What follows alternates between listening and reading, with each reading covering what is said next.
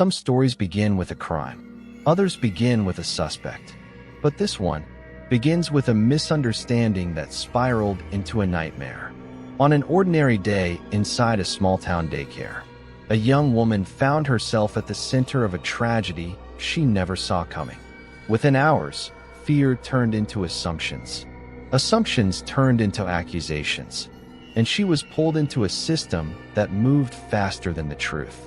She walked into that interrogation room confused, frightened, still trying to process what had happened. 9 hours later, the world believed she confessed. But the question that has haunted this case for years is simple. Did she truly understand what she was saying? Or was it a confession born not of guilt, but of exhaustion and pressure? From that moment forward, every step of her life was shaped by a story she insisted wasn't hers.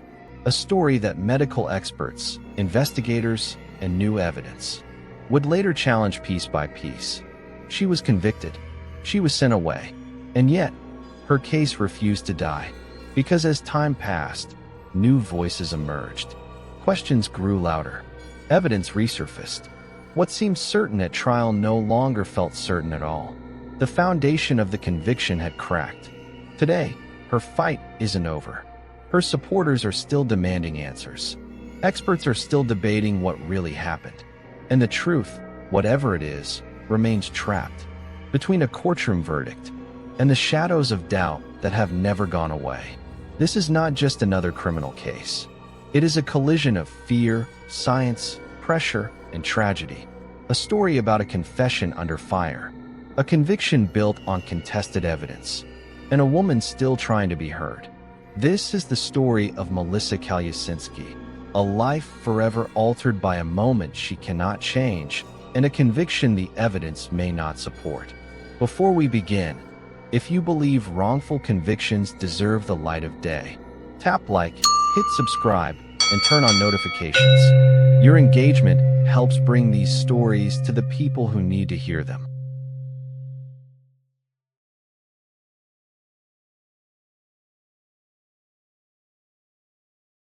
Melissa Calusinski was an ordinary woman living an ordinary life. She had a routine, a rhythm, and a sense of purpose that came from the small but meaningful work she did every day. She worked at a daycare in suburban Illinois, caring for children with tenderness and patience that anyone who knew her would recognize. For Melissa, life was simple, yet fulfilling. She cherished her family, kept close friendships, and found joy in the little things. Coffee in the morning, the quiet hum of a car ride, a child's laugh echoing down a hallway. She had no criminal history, no enemies, no reason to suspect that her world would ever tilt into chaos. That morning began like any other. Melissa arrived at the daycare before sunrise, carrying her lunch bag and her sense of responsibility. The children had already begun trickling in, their parents nodding thanks as they left them in her care. She greeted each child by name, remembering birthdays, favorite toys, and the way each little personality lit up the room. In her mind, she was not just a worker. She was a guardian, a guide, someone who could make these early years of life safer, happier, and brighter. The day was ordinary. Routine snack times, play sessions, nap times. But beneath that surface, life can shift in a heartbeat, and ordinary can turn catastrophic in ways no one anticipates. In the midst of their small, safe world, something happened. A child became unwell, a moment of panic unfolded. Parents were called. Emergency crews arrived. What should have been a brief scare suddenly became the focus of scrutiny and suspicion. Melissa remembers the chaos, even now, in fragments. Sirens, footsteps, shouts, questions that seemed to come faster than she could answer. She tried to explain what had happened, what she had seen, what she had done. But in the flurry, her words were lost, misinterpreted, and twisted into something she could never have imagined. Fear settled into her chest, heavy and suffocating.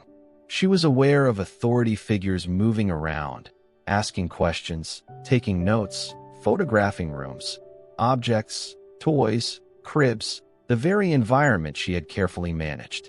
And through it all, she remained calm, trying to piece together what anyone could have misunderstood. Then the police arrived. At first, it was protocol, questions, a routine check. But the tone changed quickly. Statements were taken, cameras recorded, and Melissa found herself at the center of an unfolding story she did not control. The ordinary woman who had walked in with children in her care was suddenly under scrutiny. What was a day of care and trust transformed into the beginning of a nightmare that she had no map to navigate. Even as she tried to comprehend the situation, she felt the first stirrings of dread. Something was wrong. Something had shifted, imperceptibly at first, but rapidly in its consequences. The questions became sharper, the tone more pressing. Melissa began to realize that her words, her very presence, might be interpreted in ways that were not her intent. Every gesture, every explanation seemed to add weight to a narrative she had not chosen, one in which she was no longer simply a caretaker, but a suspect. Her mind raced, trying to reconcile what she knew to be true with the pressure that surrounded her. She had spent years learning to navigate ordinary life, to make safe choices, to care for others. And now she was confronted with a reality in which care, responsibility, and integrity could be misread as negligence or worse. The fear was immediate, visceral. Her chest tightened. Her hands trembled. Every step seemed to carry the weight of judgment, though she had done nothing wrong. Friends, colleagues, even family were pulled into the whirlwind. They could see the confusion, the shock, and the fear etched on her face. They tried to reassure her, tried to intervene, tried to advocate. But in the eyes of the responding authorities, something had shifted irreversibly. Melissa felt the first isolation of a system that had begun moving faster than truth itself. Her words, her intentions, her calm explanations, all ignored in favor of a narrative that was already taking shape, one she could not yet see fully. That day, Melissa would be asked to recount every detail repeatedly. Each time, she tried to tell the story as she knew it, but under stress, under fatigue, and under subtle pressure. Even ordinary responses could appear contradictory. Her cognitive processing, normal for daily life, became vulnerable under interrogation-style questioning. She noticed herself losing threads of what had happened. What was clear in her mind was fragmented in the recording, and every time she repeated something differently, the discrepancies were cataloged, noted, and interpreted as potential culpability. Melissa's family remembers seeing her during those hours, pale, anxious, exhausted, yet trying to remain composed. She was aware that every movement, every word, was being scrutinized. The ordinary woman, careful, loving, careful to follow rules, was suddenly being measured against assumptions, not reality. She had no legal counsel. She had no way to fully defend the accuracy of her recollections in real time.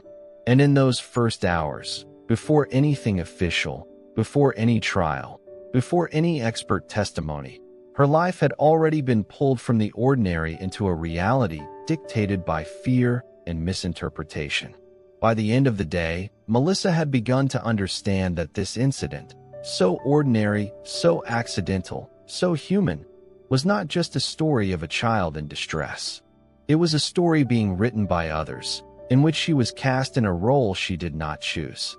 A narrative that would soon carry her far beyond the daycare walls, beyond her family, and into the confines of a legal system that had already decided it needed someone to blame. As night fell, she returned home briefly, exhausted, shaken, haunted. The walls of her apartment, once safe and familiar, now felt constricting. Sleep did not come easily. Her mind replayed every question, every look, every moment of the day. A sense of dread lingered, the kind that whispers, something is wrong, something is coming. And in Melissa's case, that whisper would grow into a roar that would follow her for years. For Melissa Calusinski, this day marked the point of no return. It was the day an ordinary life collided with extraordinary suspicion, The day a misunderstanding became a storm. The day the ordinary turned into the extraordinary, but not in ways she ever wanted. It was the day she first glimpsed a system moving faster than truth, and it was the day she would begin a journey that tested her resilience, her clarity, and her very understanding of justice itself. Melissa Calusinski had spent the previous day trying to make sense of chaos. But nothing could have prepared her for what came next, the interrogation room. A small, windowless space, lit by a flickering overhead fluorescent light, the walls bare except for a clock that seemed to tick louder than usual. To anyone else, it was just another room in a police station. To Melissa, it felt like the center of a storm she could not escape. She was let in and asked to sit at a table. The officers were calm at first, polite even, but there was an undercurrent she could not name. Every question, every pause, every note being taken seemed loaded with silent expectations. Her heart raced. Her hands trembled. She could feel herself shrinking in the chair, aware of the eyes on her, aware of every word that might be interpreted incorrectly. Hours passed. 9, to be exact. 9 hours of questioning, repetition, suggestion, and pressure. Melissa had been told the truth would set her free, but the truth felt slippery, almost impossible to grasp under the circumstances. She tried to explain her perspective. She tried to recount what she had done, what she had seen, but each attempt was met with interruptions, corrections, insistence that she clarify, or that she think carefully. Her own memories, perfectly clear to her, were questioned, doubted, and reframed. This was not a casual conversation. It was a meticulous dissection of her words, tone, hesitation, and even her pauses. Officers documented each misstep, each perceived inconsistency, and each moment of uncertainty. For someone like Melissa, high-functioning, yes, but vulnerable under stress, this relentless scrutiny began to chip away at her confidence in herself. Every repeated question became a test she could not pass, every suggestion a subtle trap. At some point during those long hours, confusion became fear. She had been trained to follow rules, to answer questions honestly, to maintain composure. But under pressure, composure became fragile.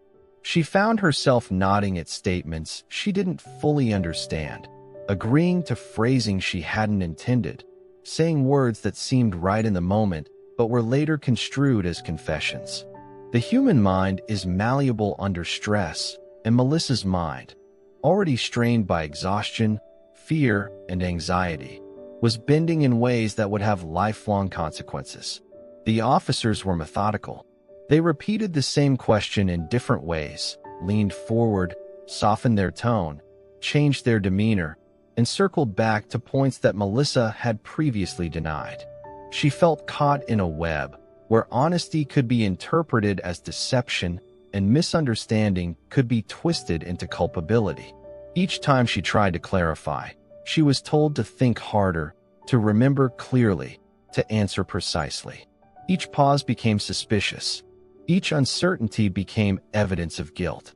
By the end of the 9 hours, Melissa had said things she did not intend. Statements that would later be labeled as a confession emerged under immense psychological pressure, misinterpretation, and fatigue.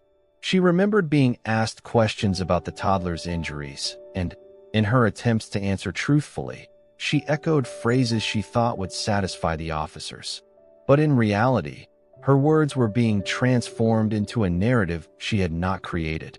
Outside the room, the world was moving differently. Family members, friends, and coworkers waited, unaware of the intensity of the battle inside. They could only imagine what was happening, and their imagination, as concerned and desperate as it was, could not shield her from the interrogation's impact. Melissa's vulnerability had been systematically exploited, not by malicious intent necessarily, but by a system designed to extract certainty at any cost, even when certainty was impossible to achieve from someone under duress. When she finally left the room, hours later, Melissa was exhausted. Her mind felt hollow, drained by the relentless questioning. She could barely process her own words. Every sentence she had uttered was a potential turning point, every nod or pause a piece of evidence in the eyes of the investigators. She walked out not knowing that the story she had inadvertently helped create would follow her for years. The interrogation was the first time Melissa truly understood the danger of her position. She had entered as a caretaker, a professional, someone with a clear sense of self. She left as someone whose words could be weaponized against her. Every instinct she had about honesty, fairness, and trust had been turned upside down.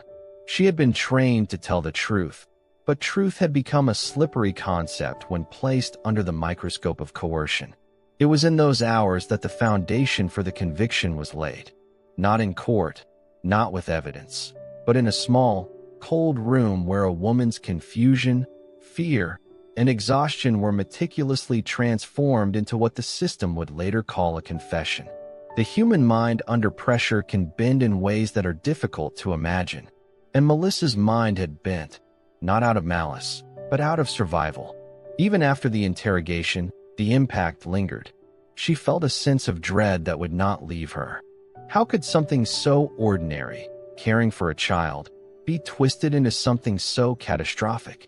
How could her words, spoken under stress and fear, become the centerpiece of a narrative she never created? She realized, perhaps for the first time, that she had entered a system that did not see her as a person, but as a problem to be solved, a story to be concluded. Her family tried to comfort her. They offered words of support, reassurance, even hope. But Melissa could not shake the sense that her life had already shifted irreversibly. Every step she had taken before that day, every choice she had made, seemed to have led to this moment. Yet she had done nothing wrong. And the cruelest part of it all, she understood that the world outside would soon see only the words she had said, not the fear in her eyes, not the exhaustion in her body, not the confusion that had colored every answer. This was the point at which an ordinary life truly began to fracture. The hours in the interrogation room were not just a test, they were a turning point. They marked the first time Melissa's reality was rewritten by others. They set in motion a chain of events that would carry her through trials, convictions, prison, and years of struggle. Yet all of this began in that stark, fluorescent-lit room, where every word was weighed, every hesitation noted, and every human instinct challenged in a way she could never have anticipated. Melissa left that room a changed woman. She carried with her the weight of a narrative not her own, a story built from moments of confusion and exhaustion, which would follow her relentlessly. It was here that the first cracks appeared, not in her innocence, but in the system that had promised to protect the truth. The interrogation did not just extract words, it extracted certainty from uncertainty, and in doing so, set the stage for a conviction that would alter the rest of her life. And so, with fear, fatigue, and a fragile understanding of what had happened, Melissa stepped back into a world that had begun to label her guilty, even as she struggled to understand what that really meant. Melissa Calusinski entered the courtroom on the first day of her trial carrying the same fear she had felt in the interrogation room. But now it was magnified by the weight of public scrutiny and the formal structure of the justice system. The room was large and imposing, with wooden benches that smelled faintly of polish, the echo of whispered conversations filling the air. She saw the judge, the prosecution, the defense, and the jury, a group of strangers whose eyes she felt on her with intensity she could almost physically feel.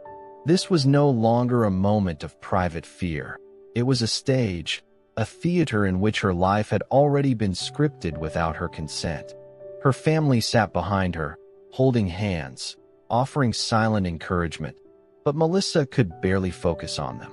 Her mind was crowded with fragments. The hours in the interrogation room, the questions she had been asked, the exhaustion that had left her body trembling. She tried to steady her breathing, to remind herself of the truth, Yet a creeping dread settled in her chest. The truth might no longer be enough. The prosecution began presenting their case. Every word, every piece of evidence seemed designed to shape a narrative in which Melissa was guilty, in which the accident or tragedy that had occurred was framed as intentional. Experts were called to the stand, each delivering their opinions with a confidence that seemed unshakable. Medical findings were discussed, timelines were questioned, and photographs were displayed. Melissa listened, trying to follow, trying to understand how the events of that day were being reframed, twisted into a story she did not recognize. Her own defense lawyer attempted to counter each claim, but Melissa could sense the imbalance. The prosecution had built momentum over months, had rehearsed their narrative, and now, in the courtroom, that momentum carried weight. Witnesses were questioned with precision. Each testimony, each insistence, seemed to chip away at her credibility. She found herself shrinking in the witness stand when asked to recount details she had already given countless times, details that, under the intense pressure of interrogation, had already been misinterpreted. As the trial progressed, Melissa noticed the subtle shifts in the courtroom. The way the jury's posture changed, the way observers nodded at points, frowned at others. Every glance felt like judgment, every gesture an evaluation of her innocence.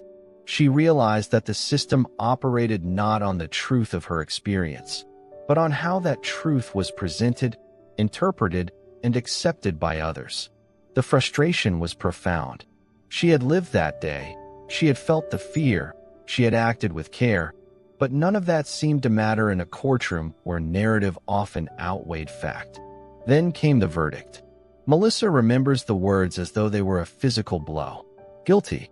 Her mind recoiled, trying to process the gravity of what had been pronounced. Years, perhaps decades, now loomed ahead, measured in the cold terms of law. The family who had once offered reassurance now clung to each other, crying openly in the back of the courtroom. Melissa felt a mix of disbelief, anger, and an overwhelming sense of loss. Her life, her ordinary world, had been replaced by a reality she had never chosen, a life defined by confinement and surveillance, a life in which freedom would no longer be hers to command. Prison, when she arrived, was another universe entirely. The first steps through the gates, past the locked doors and uniformed guards, carried with them a weight that was almost tangible. The air smelled different, cleaner, sterner, yet heavy with the echoes of countless others who had passed this way before her. She was assigned a cell, a space barely larger than a closet, with a narrow bed, a small toilet, and a sink. The walls were painted a pale gray that seemed to drain the energy from the room. The first night, Melissa lay awake, the sounds of the facility, slamming doors, shouted orders, the distant hum of fluorescent lights, keeping her from sleep. The ordinary life she had once known felt impossibly far away. Her fellow inmates were wary at first, sizing her up, testing her limits. Melissa, who had spent her life caring for children, now had to navigate a complex social ecosystem where strength, cunning, and vigilance were essential for survival. She learned quickly that mistakes, hesitation, or showing vulnerability could be costly. The isolation, the routine, the constant monitoring, all of it pressed on her mind, and yet she found small ways to maintain her sense of self, writing letters, reading books, reflecting on the life she had lost. These fragments of normalcy became her lifeline, a reminder that she was still more than the label the system had assigned her. Days turned into weeks, weeks into months. Melissa experienced her first holidays behind bars, birthdays she could not celebrate, moments of triumph in the outside world that passed her by. Every report she read of children growing, families celebrating, friends succeeding, reminded her of the passage of time she could not reclaim. The emotional toll was relentless. Fear, anxiety, grief, and a persistent sense of injustice weighed on her daily. Yet, even in this harsh environment, a small flame persisted. The knowledge that she had lived the truth, that she had done no harm, and that somewhere, somehow, that truth might one day emerge. Melissa's prison experience was punctuated by moments of reflection, despair, and resilience. She thought often of the interrogation room, where the foundation of her conviction had been laid. She replayed each hour, each question, each suggestion, understanding more clearly how her vulnerability had been exploited. She also thought of the trial, the courtroom, the verdict, and the way her reality had been filtered through the machinery of the justice system. In prison, she had time to think, to observe, and to build an inner resolve, a quiet determination that one day, the story might be told differently. Supporters outside began to notice discrepancies, unusual patterns, and unanswered questions. While Melissa navigated the confines of prison life, lawyers, advocates, and experts started to examine the case, seeking avenues to challenge what had been presented at trial. But for Melissa, the focus was survival, keeping her mind, her dignity, and her sense of humanity intact within walls designed to suppress both. Despite everything, Melissa continued to write, to communicate, to document her experience. Each letter, each note, each small act of expression was an assertion of her existence in a system that had already decided her narrative for her. She understood, painfully, that the battle was far from over. The trial and conviction were not merely chapters, they were chains. But within those chains, she began to discover resilience she had never needed before, a capacity for endurance that would carry her through the years ahead. Melissa's first year in prison passed slowly, measured in routine, observation, and the careful management of emotion. She witnessed injustices, learned the rules, and kept her focus on survival and mental clarity. Every small victory, completing a book, writing a coherent letter, forming a friendship, became a testament to her determination. She was not just a prisoner. She was a person enduring, resisting, and quietly plotting the day when the truth could finally be acknowledged. By the end of this act, Melissa Calusinski had fully entered the world of incarceration, a universe foreign to her once ordinary life. Her fear remained, her confusion lingered, but so did an emerging strength. The understanding that she would need all of her mental, emotional, and psychological resources to survive, and eventually, to fight. The trial and conviction had taken her freedom, her daily life, and the sense of ordinary security she had once known. But they had not taken her voice completely, and that voice, though constrained, had begun to whisper toward the possibility of justice that might one day return her story to the truth. Melissa Calusinski's world behind bars was marked by routine, isolation, and the relentless passage of time. Yet outside those walls, a quiet but persistent force began to stir. Questions were being asked, questions about the events that led to her conviction, questions about the reliability of evidence, questions about whether a young woman had been made to bear the weight of tragedy she did not cause. These questions would slowly, painstakingly, begin to chip away at the official narrative, revealing contradictions, uncertainties, and oversights that had gone unnoticed during the rush to judgment. The first cracks appeared in the medical evidence. Experts began examining the coroner's report and other documents from the original investigation. What had been presented as clear and conclusive now seemed far from certain. X-rays, charts, and medical notes were scrutinized by independent professionals who found inconsistencies, ambiguous timing, and interpretations that could be contested. The injuries that had initially been cited as proof of abuse were now open to question. Could the trauma have occurred in a different way? Could the initial assumptions have been flawed? The very foundation of the prosecution's case, built on the appearance of certainty, began to wobble under careful review. Legal advocates took note of these discrepancies. Appeals were filed, motions were drafted, and experts were brought forward to testify on Melissa's behalf. Each new document, each new piece of analysis, was a small victory, not yet a liberation, but a crack in the walls of the system that had imprisoned her. These efforts were painstaking, slow, and met with resistance. The courts moved deliberately, often glacially, while Melissa remained behind bars, unable to act directly on her own behalf. But every new insight offered a glimmer of hope, a potential path toward justice that had seemed impossible during the darkest days of her imprisonment. For Melissa, these developments were both encouraging and painfully bittersweet. She felt the frustration of being unable to participate fully in her own defense, trapped by the very walls that now defined her existence. She wrote letters to her lawyers, detailing her recollections, her doubts, and her clarifications.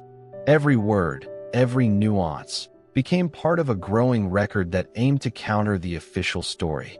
She learned to trust that her voice could still matter, even when mediated through legal representatives and documents. The scientific challenges were significant. Medical experts debated the meaning of injuries, the timing of events, and the plausibility of alternative explanations. Some argued that the injuries could have been accidental or caused by other factors entirely. Others highlighted methodological flaws in the original investigations, noting assumptions that had gone untested and conclusions that had been presented with unwarranted certainty. For Melissa, the complexities of medical debate were daunting, yet they were also a lifeline, a chance to prove that the narrative imposed on her life was not infallible. Outside prison, advocates worked tirelessly to bring public attention to the case. Reports, articles, and analyses were published, highlighting discrepancies in evidence and raising questions about the fairness of the original proceedings. Friends, family members, and supporters held informational meetings, wrote letters to policymakers, and engaged with the media. Each effort helped to amplify Melissa's story, ensuring that the questions being raised were not confined to court documents and expert reports, but entered the broader public consciousness. One particularly significant breakthrough came when a new coroner's review cast doubt on the timeline of the alleged injuries. The original report had implied a deliberate act, but new analysis suggested that the evidence was far more ambiguous than initially presented. It raised the possibility that Melissa's involvement had been assumed, rather than demonstrated.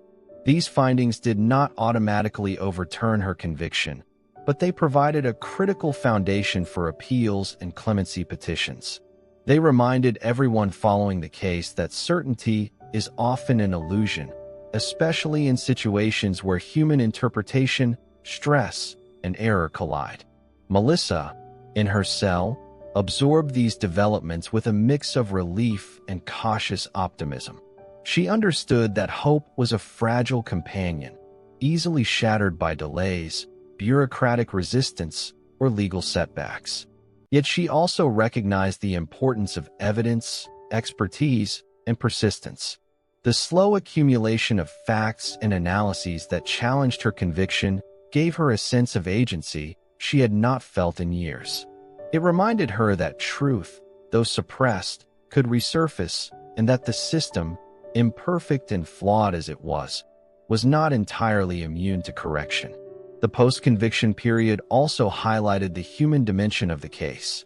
Lawyers, scientists, and advocates became allies in Melissa's fight, each contributing their expertise and dedication.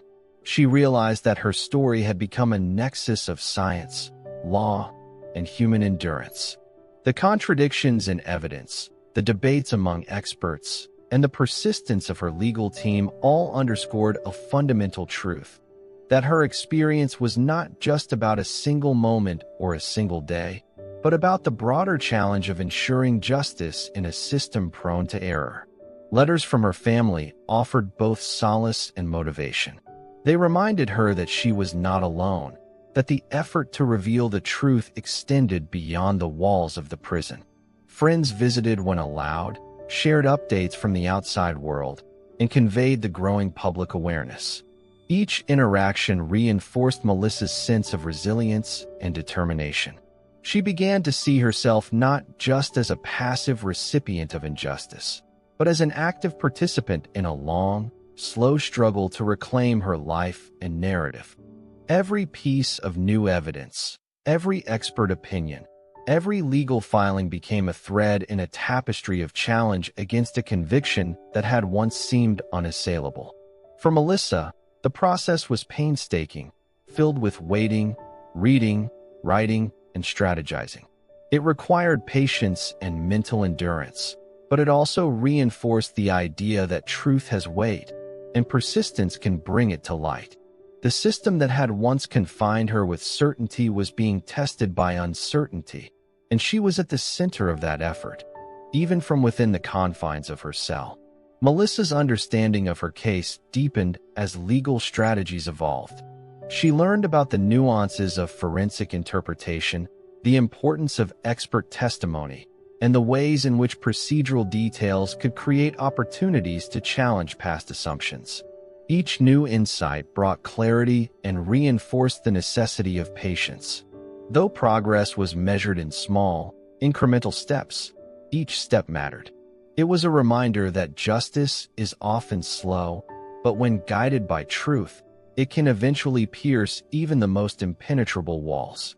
By the end of this act, Melissa had become more than a convict. She had become a symbol of persistence, a case study in the tension between human error, systemic failure, and the power of advocacy. The evidence that had once been used to condemn her was now being questioned, and with every challenge, her hope for justice grew stronger. She was not free yet, but the fight was no longer one-sided.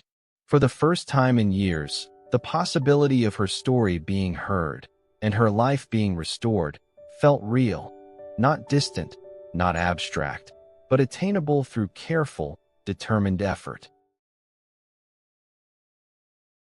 Melissa Calusinski's fight did not end with evidence reviews, legal filings, or the occasional media spotlight. For her, the struggle was ongoing, an unrelenting tension between the life she had lost and the hope that justice could one day restore it. Every day she spent in prison was a reminder that the system, though flawed, had the power to destroy as easily as it could protect. Yet Melissa refused to let the injustice define her entirely. She clung to hope like a lifeline, a fragile but essential tether to the life she believed could still be reclaimed. Supporters outside had become her lifeblood. Friends, family, advocates, and lawyers kept her story alive. They organized petitions, conducted interviews, and brought attention to inconsistencies that had been overlooked in the frenzy of conviction. They were relentless in a way the system rarely was, tireless, personal, and deeply human. Each letter Melissa received, each phone call permitted through monitored channels, reminded her that she was not forgotten. She was still seen, still believed, still loved. These connections fortified her resolve. But even with allies, the emotional weight was immense. Every birthday she could not celebrate, every holiday spent behind walls, every small milestone passed without her presence, carried its own grief. She mourned the ordinary life she had taken for granted. Quiet mornings, shared meals, the simple pleasure of walking freely through her neighborhood. Prison had stolen years, experiences, and relationships, leaving her with memories of what could have been and the constant ache of what was. Melissa also had to grapple with the public perception of her case. Media coverage, when it appeared, often simplified her story, focusing on sensational elements or conflicting opinions. While some reporting sought to illuminate the injustice, much of it failed to capture the depth of her humanity, the nuances of her fear, or the psychological strain of years spent fighting for recognition of the truth. She had learned that advocacy often required patience, persistence, and sometimes accepting that parts of her story would always be misunderstood. Yet through it all, Melissa continued to participate in her defense whenever possible. She met with lawyers, reviewed documents, wrote letters, and provided clarifications that could sway opinions in the courtroom or strengthen appeals. She became an active partner in her legal fight, not merely a passive subject of external efforts. Her persistence reminded everyone involved that the pursuit of justice is often slow, meticulous, and fraught with setbacks, but also that it is never truly finished until truth is recognized. The psychological toll, however, remained severe. Years in confinement under the shadow of a conviction she had not earned had reshaped her understanding of freedom, trust, and safety. Melissa spoke often with psychologists and support networks, learning to navigate the trauma of coerced confession, public accusation, and isolation. Each conversation, each session, was a small reclamation of agency. She rebuilt her voice, her perspective, and her capacity to hope in a world that had once tried to silence her entirely. Melissa's story also became a beacon for others caught in similar circumstances. Wrongful convictions, coerced confessions, and flawed prosecutions are not rare, but the human cost often remains invisible. Through interviews, letters, and advocacy campaigns, Melissa's case illuminated the dangers of rushed judgment, psychological pressure, and over-reliance on flawed evidence. She became more than a victim. She became a symbol of resilience, a voice for those who could not yet speak, and a living reminder that the system is fallible. Despite the slow progress of the legal system, moments of hope emerged. Appeals were heard, expert analyses were submitted, and every procedural victory, however small, was celebrated as a step toward eventual exoneration. Melissa understood that these incremental wins were essential.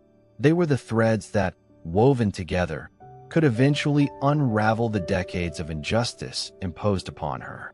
They reinforced her belief that persistence, truth, and human tenacity could withstand even the harshest circumstances. But hope did not erase fear. Melissa had learned that the system could be unpredictable, biased, and resistant to change. She knew that victory was not guaranteed, that public opinion could sway, and that legal hurdles could persist for years. And yet, she persisted. Each day became a negotiation between despair and determination, a balancing act that required emotional strength few could comprehend. Her survival depended on maintaining faith in the process, while also preparing for its delays and setbacks. Melissa also focused on reclaiming her personal identity beyond the courtroom. She reflected on the woman she had been before the nightmare began, the caretaker, the friend, the sister, the professional with ordinary dreams. She wrote, drew, and documented her thoughts, creating a record of life interrupted but not erased. These personal practices were acts of defiance, ways to assert her humanity in a world that had sought to reduce her to a label, convicted. Her relationship with family remained a central anchor.